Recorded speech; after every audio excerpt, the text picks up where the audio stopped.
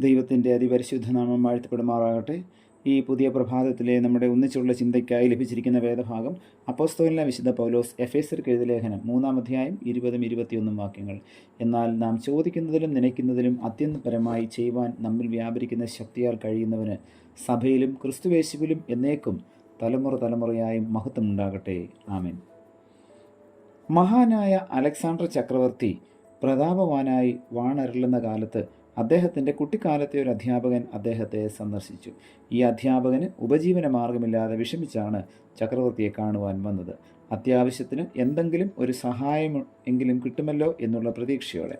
ചക്രവർത്തി വിവരം മനസ്സിലാക്കിയില്ല. എന്തെങ്കിലും ഒന്ന് കൊടുത്ത് തൃപ്തനാക്കി തൻ്റെ ഗുരുവിനെ പറഞ്ഞയക്കാനും അദ്ദേഹം തയ്യാറായില്ല. അല്പനേരം ആലോചിച്ച ശേഷം ചക്രവർത്തി അദ്ദേഹത്തിനെ ഒരു പട്ടണത്തിൻ്റെ മേലധികാരിയാക്കി. ആ പദവിയോട് ചേർന്നുള്ള സകല ആനുകൂല്യങ്ങളും നൽകി. ഇതറിഞ്ഞപ്പോൾ അധ്യാപകൻ സ്തബ്ധനായിപ്പോയി.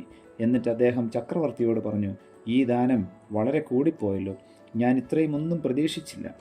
ഇതിന് ഞാൻ യോഗ്യനുമല്ല. ഇങ്ങനെ ഒരു പദവി ചോദിക്കാൻ എനിക്ക് ധൈര്യം പോലുമില്ലല്ലോ. ഇത് കേട്ട ചക്രവർത്തി പറഞ്ഞു, അങ്ങേക്ക് എന്നോട് എന്ത് ചോദിക്കാനുള്ള യോഗ്യതയുണ്ടെന്നുള്ളതല്ലേ കാര്യം?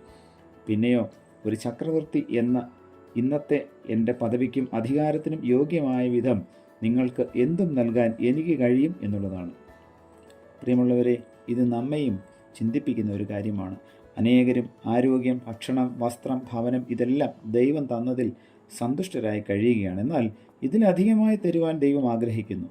നിത്യജീവനും സ്വർഗത്തിൽ തന്നോടൊപ്പമുള്ള വാസവും. രക്ഷിക്കപ്പെട്ട ദൈവമക്കളും തങ്ങൾക്ക് ലഭിച്ചതായിട്ടുള്ള എല്ലാവിധത്തിലുമുള്ള അനുഗ്രഹങ്ങളും കൂടുതലായിപ്പോയി എന്ന് ചിന്തിച്ചേക്കാം. ഇതിനൊന്നിനും ഞങ്ങൾ യോഗ്യരല്ല എന്ന് ചിന്തിച്ചേക്കാം. ശരി തന്നെ. എന്നാൽ രാജാധിരാജാവും കർത്താവുമായ നമ്മുടെ ദൈവം നമ്മുടെ അയോഗ്യതകളെ കണക്കിലെടുത്തുകൊണ്ടല്ല നമ്മുടെ മേൽ അനുഗ്രഹവർഷം ചൊരിയുന്നത്. പിന്നെയോ അവൻ്റെ മഹത്വത്തിൻ്റെ ധനത്തിനൊത്തവണ്ണം കൃപാധിക്യത്തിൽ നമ്മെ അനുഗ്രഹിക്കുകയാണ് ചെയ്യുന്നത്.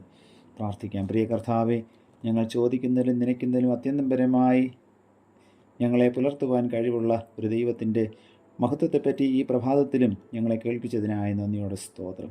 കർത്താവ് എല്ലായ്പ്പോഴും അങ്ങയുടെ സന്നിധിയിൽ കർത്താവെ പ്രാർത്ഥിക്കുവാനും അഭയാചനകൾ കഴിക്കുവാനും കർത്താവെ അങ്ങയുടെ രാജ്യത്തോട് ഞങ്ങൾ എല്ലായ്പ്പോഴും ചേരുവാനും തക്കവണ്ണം ദൈവം മനസ്സുള്ളവരാക്കി അവിടുന്ന് ഞങ്ങളെ തീർക്കണമെന്ന് പ്രാർത്ഥിക്കുന്നു. വചനതാ ഞങ്ങളെ ധന്യരാക്കിയതിനായി സ്തോത്രം. പുത്രൻ്റെ നാമത്തിൽ പ്രാർത്ഥന കേൾക്കണം പിതാവേ.